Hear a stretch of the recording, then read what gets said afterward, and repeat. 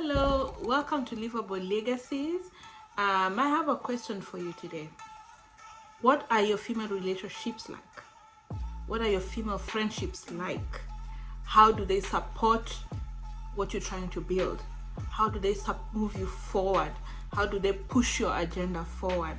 How do they empower you? Do they fill you with life? Do they pour into you, or do they take out of you? And you who is listening, what kind of a female friend are you? Okay, ask yourself that question.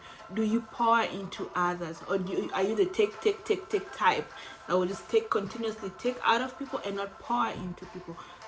Ask yourself, reflect upon yourself, and ask yourself what kind of friend you are to your female friendships. And why are we talking about this today? Because these relationships are inevitably very important in building first of all, lifelong connections on one hand, and on another hand, they are underneath force, like the undercurrent that support your livable legacy, that support the legacy you're trying to build, that support your wholesomeness, your well-being, your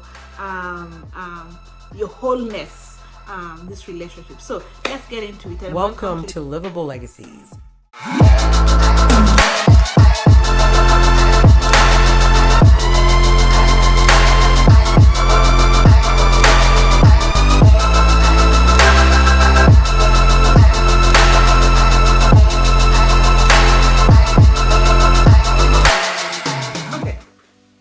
Number one, comparison. We women, we like to compare ourselves with each other, right? And there's a constant underlying pressure to be perfect. Do your hair like this. Oh, this is a trend. Or so and so did this, so I have to do this. Oh, they bought that tablecloth and I have to buy this table. The children are playing this kind of instrument and this kind of instrument, so my children have to play this instrument and this kind of instrument. And the pressure to measure up, and the pressure to be perfect and be like so and so. This kind of pressure leads to the imposter syndrome within our networks, okay? And that is an unhealthy, if you ask me, place to come from, because if you're feeling like an imposter, then you're feeling inadequate, right? You are feeling like you don't belong, right? Like you're not enough, or you're unworthy. That feeling does not feed the kind of legacy that you're trying to build. Think about it. If you're feeling that way with your relationships, how does that pour into your family, how you care for your children, how those around you feel about you, how you feel about yourself? And like we said before, for you to build a legacy that is lasting, for you to build for your name to become an asset, you have to be, it's an internal job, and part of that internal job is the people we surround ourselves with and the people we are. So if our female relationships, which are the kinds of relationships that can empower us, can be our soulmates, can be our soul sisters, can be the undercurrent beneath the wind, beneath the wings that we are flapping, then we have to address the issue of comparing ourselves to each other and how it brings the feeling of unworthiness. And if you are the person who is putting a lot of pressure on your female friends to be a certain, oh, I did this, so I did this. I mean, why are you sharing that? Ask yourself, are you sharing that information to just to share, or are you coming from a place of evoking a certain kind of emotion from your female friendships? That's one. I think I'm very blessed to be in different kinds of networks and female connections with different groups of women. And my favorite kind are the ones that have allowed me and given me space to just be, okay? And I remember there's so many, this for a stretch of a couple of years, I would show up to any party that we were having in the same sports shoes, okay? My kids were below 6 and 5, So very, I'm either at work or the children, and the time I have with the children, my priority is definitely was not at that time was not to be looking perfect. My priority was, what spaces can I get my children into? How I was looking at that point and how other people are perceiving me was absolutely like at the bottom of my criteria. But I appreciate this group of women so much, because they saw me. They saw me, they saw where I was. I felt seen. I would show up in parties, dressed however I was dressed, in the same pair of shoe for like 5 years straight. And at some point, they'll be, okay, Rose, come on. Now, enough with the shoes, come wear this kind of shoes. You look better in the pictures like this. And someone will take off their shoes and give me the shoes just so I can look in a certain way in the pictures. And then I can go back to my comfortable walking Adidas shoes, green. But they allowed me space to just be, and in the process of allowing me space to just be, they gave me an environment to heal something inside of me and to grow something inside of me that was probably broken or had stopped growing, or a desire that had stopped growing. And today I'm with the same group of women. They have seen that evolution, right? And that's why I say the capacity, your capacity to create an environment to see other people where they are, who they are, where they are at, and to be able to see and to accept them for who they are at that moment is a very, very powerful thing. If this group of women had not accepted me and created those spaces for me at that time, who knows? I'll probably not be talking to you today like I'm speaking today, okay? I'll probably have taken a different trajectory, and I'll probably not have been in a different place. So create those spaces for people to be comfortable. Let us not put pressure on each other to be perfect. Nothing is perfect. Just show up and accept each other for who we are at the spaces where we are. This life is a journey, no? It's a journey. Yesterday is not today, and today is not tomorrow, okay? Tomorrow will be a very different day than it is today. So it is a process, it is a journey. This life is long, okay? So give each other grace. Okay, so that's one. 2, negative and toxic interactions. Those backhanded comments. Oh, look at those earrings of yours. Please stop with the backhanded compliments. If there's nothing positive that feeds someone, that makes someone grow, that can come out of your mouth, please stop. Do not open your mouth to give those backhanded comments. They are not helpful, they are not necessary, they are good for no one. And even you who is giving those backhanded comments, it impacts on you, because you have to be coming from somewhere. You are coming from somewhere negative, somewhere toxic, for you to be able to give that toxic, for the toxic thing to be coming out of your mouth. So stop that passive aggressive, that passive aggressive behavior.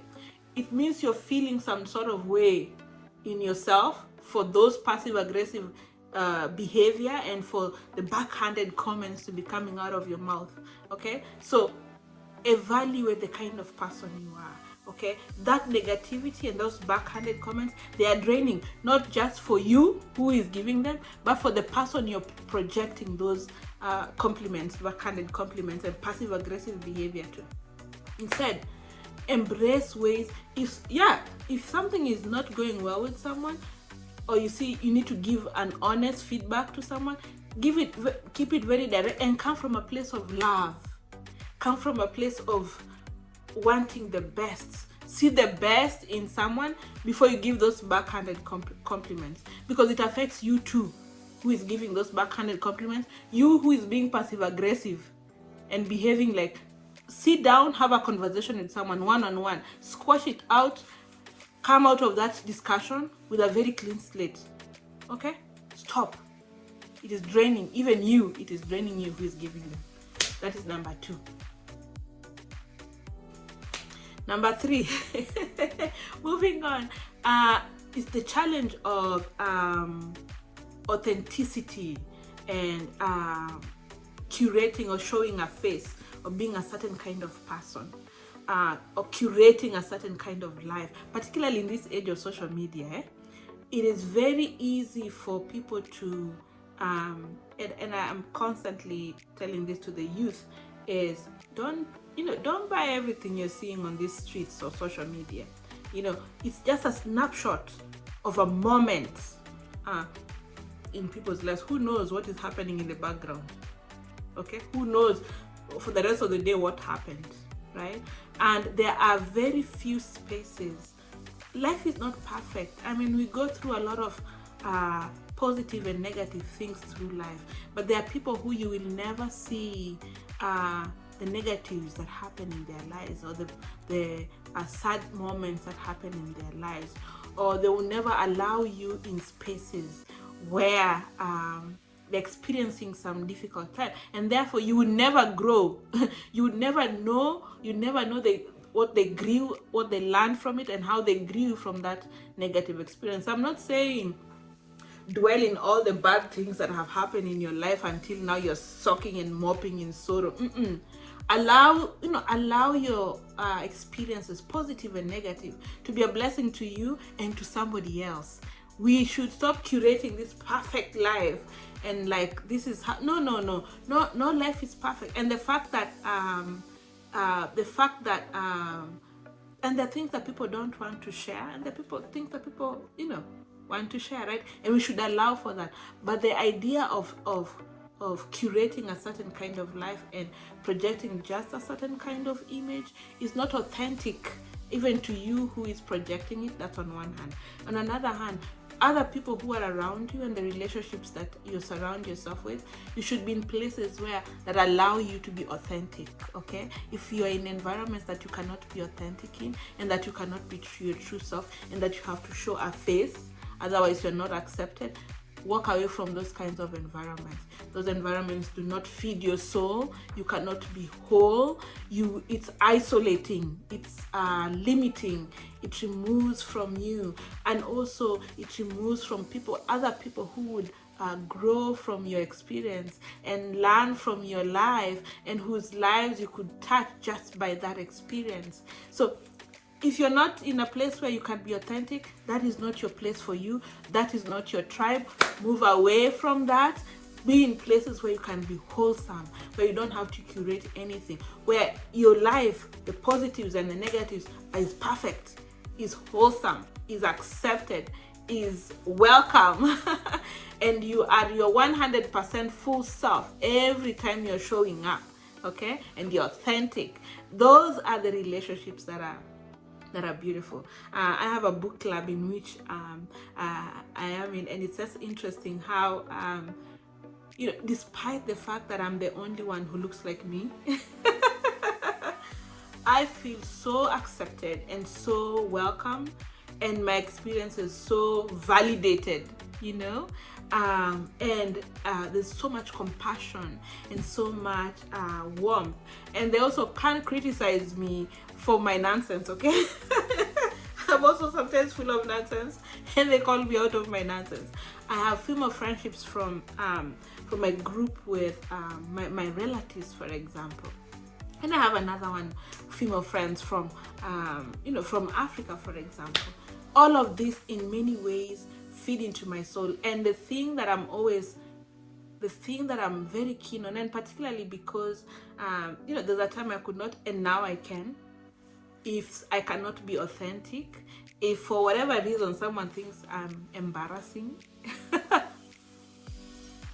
that is not my tribe. I do not belong in such spaces. I will take me and myself and my whole being away from that and find spaces where I am 100% welcome.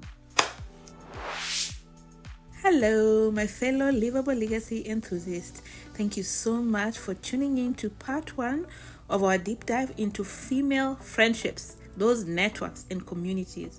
We've just scratched the surface, and there's so much more to uncover, from the power of sisterhood to the impact of supportive circles.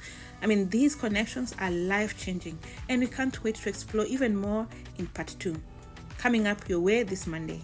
If you're enjoying this journey with us, make sure you hit the like button, subscribe, hit the bell icon so that you are notified every time we upload, and please share the video with anyone you think might benefit from it. And if you enjoyed it, I'd love to hear your thoughts, so don't forget to drop a comment below.